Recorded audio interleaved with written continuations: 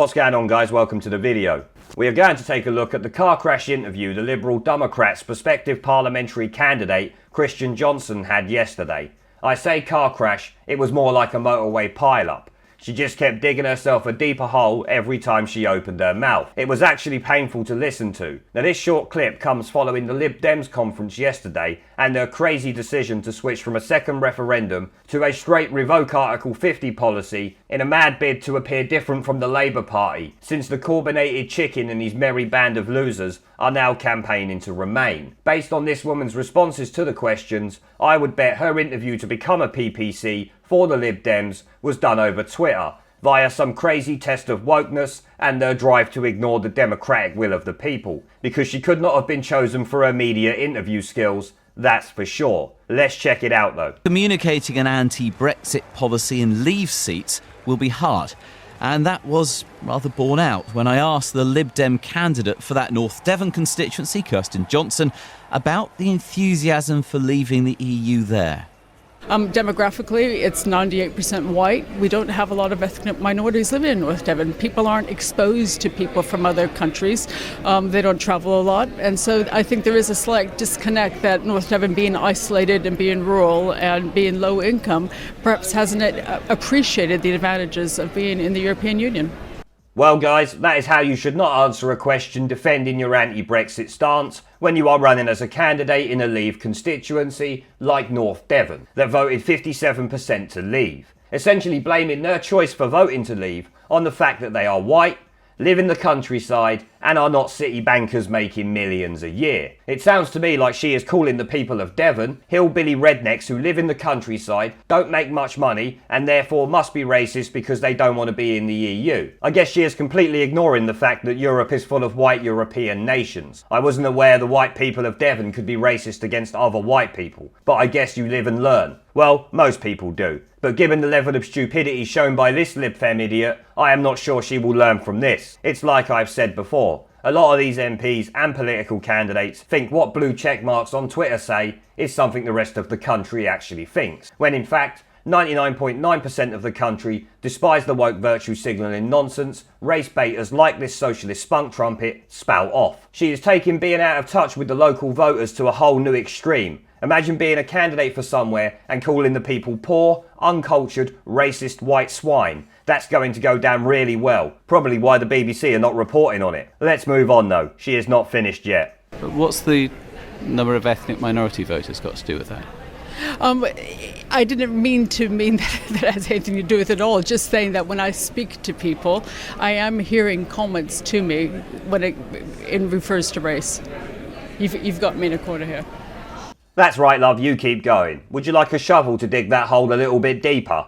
When pushed on what minority voters have to do with the question at hand, because I imagine this reporter cannot believe the shit that's coming out of her mouth right now, she claims what she said in the last clip is not what she meant in relation to the question, because of course she now knows she's right in the shit. She gave her honest opinion formulated on Twitter, which states Leave voters are racist rednecks who don't travel and are poor, when what she should have done is the usual politician's method of deflect and change the subject. The Lib Dems have shot themselves in the foot here with this woman. Talk about make yourself unelectable in what is likely your first media interview as a candidate. Well done, Lib Fems, great choice. You're helping everyone out with these people.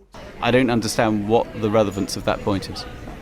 I think my concern is the rise of hate crimes and the rise of people not being able to accept otherness. And I saw that translated when it comes to some of the Euroscepticism that I was hearing on the doorstep. So do you link Leave voters to hate crime? No, I do not link all Leave voters to hate crime, not at all. I need to make that absolutely clear. I'm just saying that it's a complex view when it comes to who voted Leave. There's lots of reasons people voted Leave. So, when the hole is already 6 foot deep, this idiotic Lib Dem candidate decides to dig a little deeper and insinuate Brexit voters are responsible for hate crimes because the poor, racist and uncultured swine that voted to leave are hateful bigots who are emboldened by Donald Trump apparently. When the reporter questions the reasons she brought hate crime up, we once again see her backtrack and say she did not mean all Leave voters, and instead claims it's a complex view when it comes to people who voted to leave, with many different reasons for it. Well, let me tell you guys something. This woman does not have a Scooby fucking do as to why anyone voted to leave. The 2 minutes preceding this clip have shown she really does not know much of anything. If I had to guess, I would say just before the interview, she checked her Twitter feed, noticed a few tweets calling Brexiteers dumb racist rednecks who commit hate crimes, and decided to spout it in this interview. Either that, or the Lib Dem's PR team is that stupid, they told her to come out with this complete nonsense. Either one of them, I suppose, is viable. It seems like the Lib Dems really don't want to be elected in North Devon, though, if this is the best they had to field. What's the connection between voting Leave and wanting to be out of the European Union and hate crime? I'm saying that because of the There she trailed off. So the reporter tried to press her a little bit more, but she realised she's really screwed this interview up now. The silence at the end there is irrefutable proof. She knows this was not a car crash interview, it was a complete shit show for her. I am not sure it could have been much worse if she actually tried. If this is what the Lib Dems plan to field in a general election, then I think the country is pretty safe from a Lib Dem government. Toast Winston, hoping for a majority so she can become the Prime Minister and revoke Article 50, has to be no more than a meme after that interview. We have got more chance of the monster raving loony party getting into number 10 than these complete idiots. Imagine electing her after that complete dribble. I am not sure where the Lib Dems get this confidence from.